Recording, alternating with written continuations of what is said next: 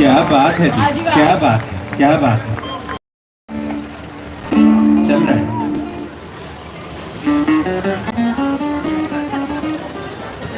Hello, अस्सलाम वालेकुम। आप में से किसी को आइडिया, पहले ये बताएं परफॉर्मेंस कैसी लगी?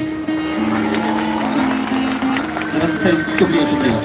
आप लोगों को पता है इस बैंड का नाम क्या है? अभी तक किसी ने बताया नहीं। ऐसे ही इस बैंड का नाम है तीन ताल, और तीन ताल इंस्ट्रूमेंटल बैंड है जो कि सेमी क्लासिकल और फोक के ऊपर काम करता है। हमारे पास अभी शायद 8 मिनट और है। नेक्स्ट परफॉर्म करें, जरा सही से बताएं ताकि पता चले। परफॉर्म करें। 8 मिनट की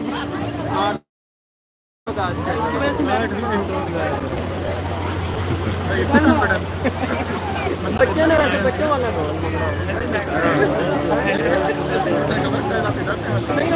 हिसाब नाल दिता है ना।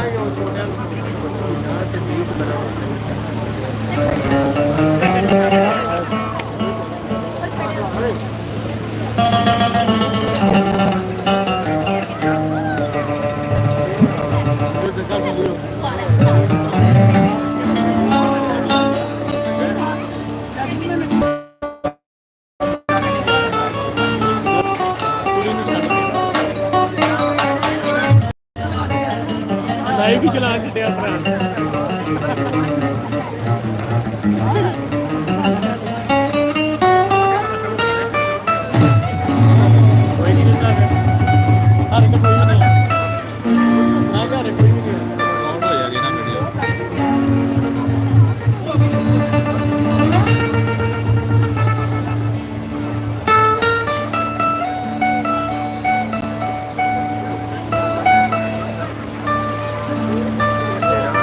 फिर बोर ਕਰਨ ਲੱਗ ਪਿਆ ਨੇ।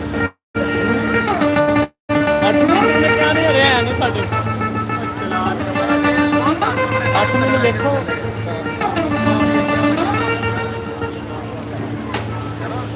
तीन तार नाम है जी, नवा ही नाम है तीन तार। ਤਾਲ मैं तार समझा।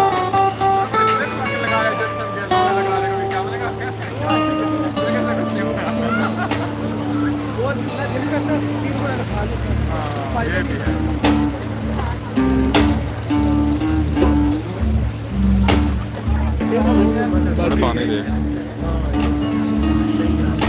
बाहर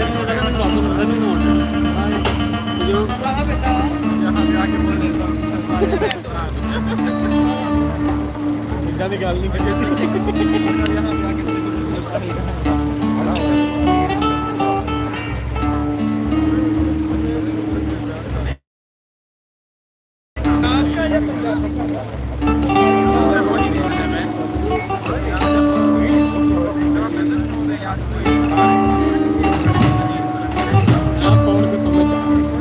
लेकिन मैंने ये नहीं पता कि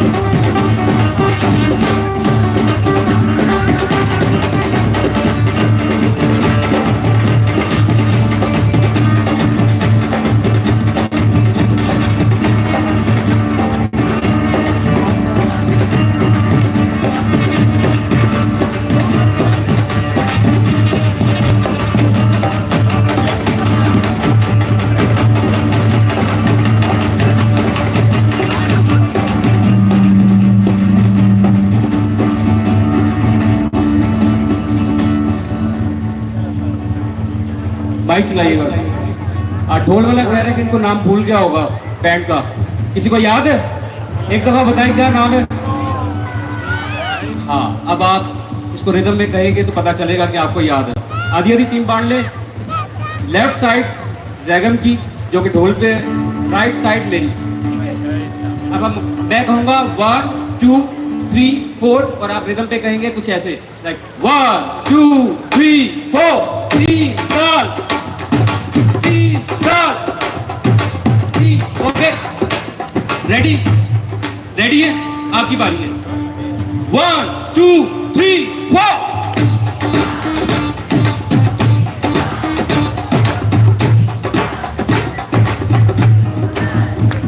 मेरे ख्याल नाम सबको याद हो गया, टाइम कम है, हम इसको वाइंड अप करते हैं। भांदा सी तेरा भांदा सी। Sir thank you very much.